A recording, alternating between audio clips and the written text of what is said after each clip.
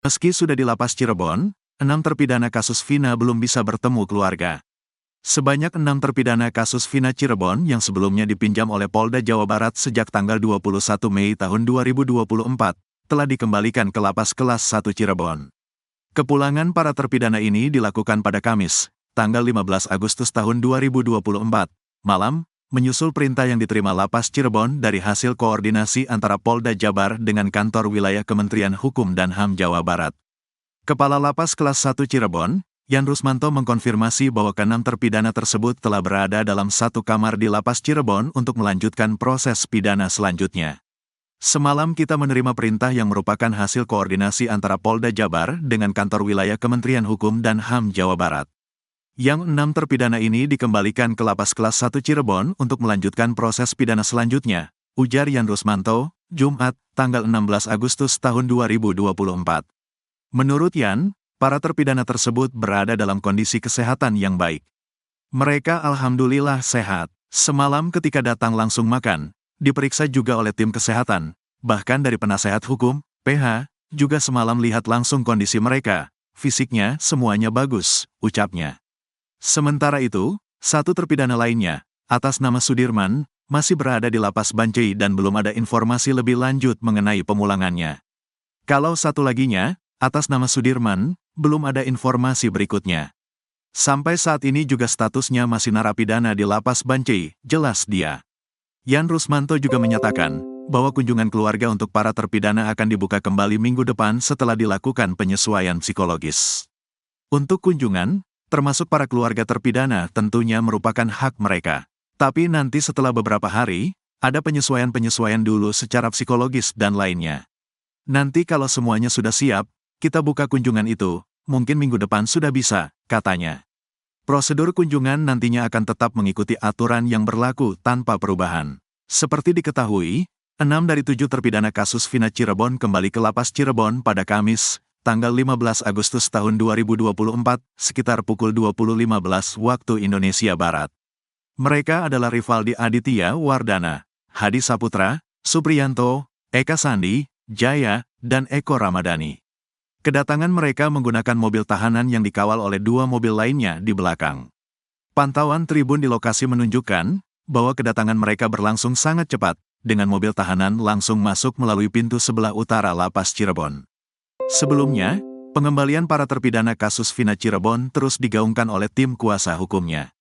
Bahkan, tim kuasa hukum salah satu terpidana, Rivaldi telah berupaya sejak bulan Mei tahun 2024 agar para terpidana tersebut dikembalikan ke Lapas Cirebon.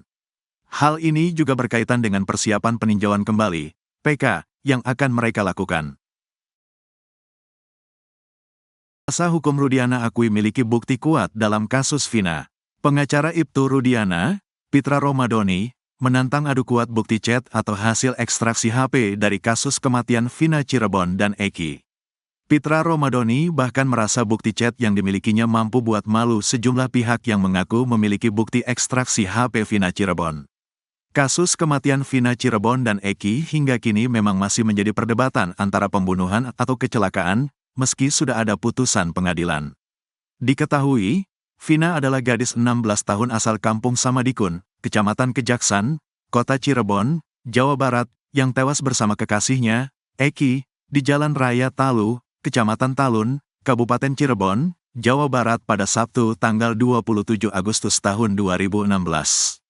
Keduanya disebut menjadi korban penganiayaan geng motor. Namun, saat membicarakan soal ekstraksi chat di HP Vina Cirebon tersebut, Pitra Romadoni sempat keceplosan jika kasus kematian Vina dan Eki karena kecelakaan. Namun Pitra pun buru-buru mengklarifikasi pernyataannya itu. Pitra Romadoni meragukan keaslian isi chat yang diekstraksi dari HP Vina. Bahkan ia mengaku punya chat utuh dari hasil ekstraksi tersebut. Sebab isi chat dari ekstraksi HP Vina itu sudah ada dalam berkas tahun 2017 lalu. Saya punya lengkap datanya, bukan hanya sepotong-sepotong. Kalau mereka mau fair tampilnya semuanya, jangan hanya satu lembar, kata Pitra Romadoni dikutip dari Cumi-Cumi, Kamis, tanggal 15 Agustus tahun 2024. Namun Pitra Romadoni masih enggan membeberkan isi chat tersebut. Ia berdalih bahwa ada percakapan intim di dalam chat tersebut. Kalau saya bongkar nanti mempermalukan salah satu pihak yang punya chattingan itu, kata Pitra. Kemudian Pitra juga menyoroti soal waktu yang terdapat dalam isi chat. Kalau berdasarkan hasil otopsi, keterangan itu pukul 1 waktu Indonesia Barat diotopsi, kata Pitra Romadoni. Pitra Romadoni pun keceplosan saat menjelaskan waktu penemuan Vina dan jasad Eki di flyover Talun. Ia tak sengaja menyebut kalau Vina dan Eki malam itu kecelakaan dan jatuh.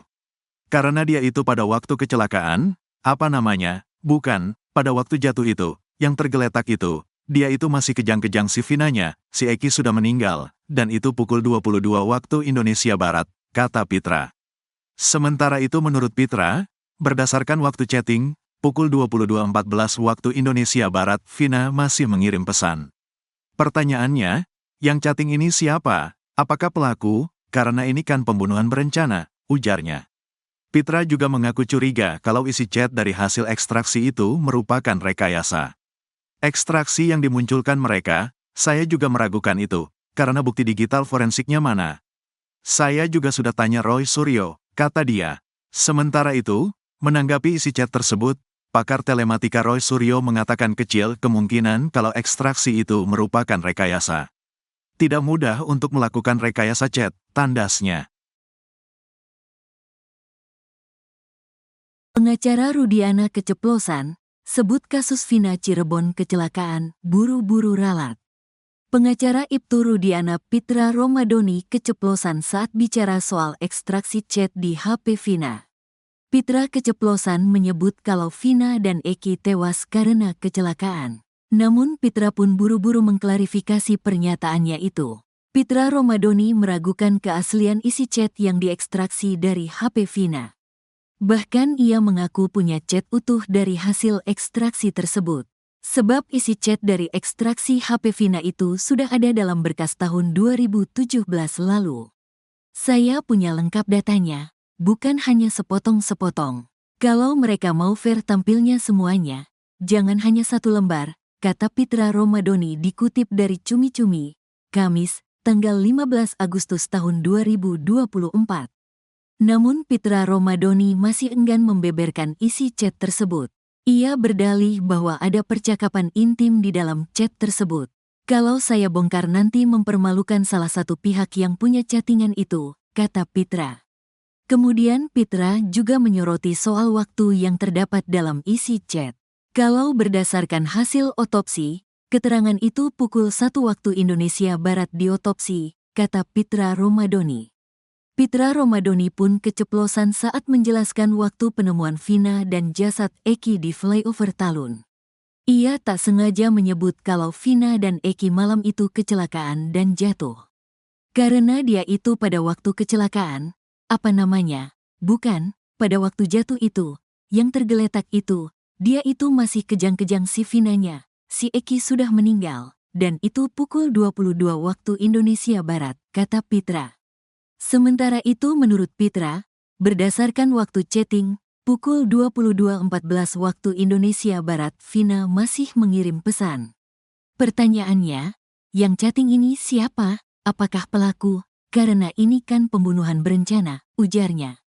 Pitra juga mengaku curiga kalau isi chat dari hasil ekstraksi itu merupakan rekayasa. Ekstraksi yang dimunculkan mereka, saya juga meragukan itu.